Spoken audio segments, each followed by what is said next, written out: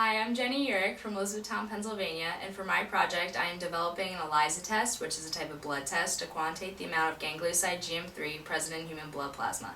The reason I'm trying to develop this test is because of GM3 synthase deficiency. This is an autosomal recessive disease that affects primarily the Old Order Amish community. In this disease, it causes a nonsense mutation on chromosome 2, which orders the early termination of the production of the GM3 synthase enzyme. Individuals affected with this disease who do not have this synthase cannot create ganglioside GM3, which is basically the building block or metabolic precursor to more complex gangliosides that make up the brain. These complex gangliosides serve regulatory roles in the central nervous system, as well as they're imperative for proper brain development. Individuals affected with this disease have cortical impairment, are blind, they're deaf, they have no motor function, they're nonverbal, they basically have a failure to thrive. They also experience seizures on a daily basis, and they also have nonsensical arm movement and leg movement.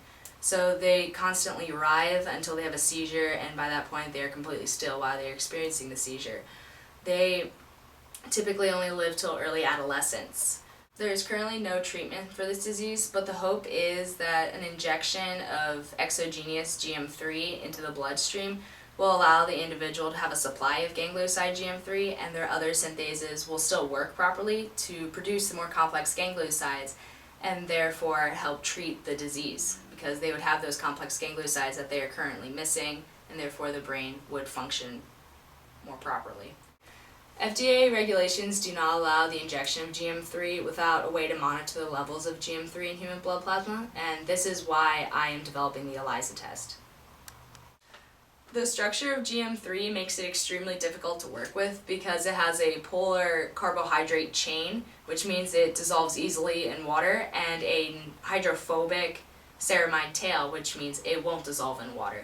It also has a sialic acid molecule on it, which provides it with a negative charge, and therefore this molecule does not dissolve easily into any solvent, and it also sticks readily to glass. So far I've successfully developed a method to extract ganglioside GM3 from the blood and have developed a solvent system to dissolve ganglioside GM3. I'm currently working on the ELISA and determining the cross-reactivity of the antibody I'm using for the ELISA, because it also cross-reacts with GM4 and sialoparoglobicides. This is just an overview of my project, and I plan to continue working on it into this spring.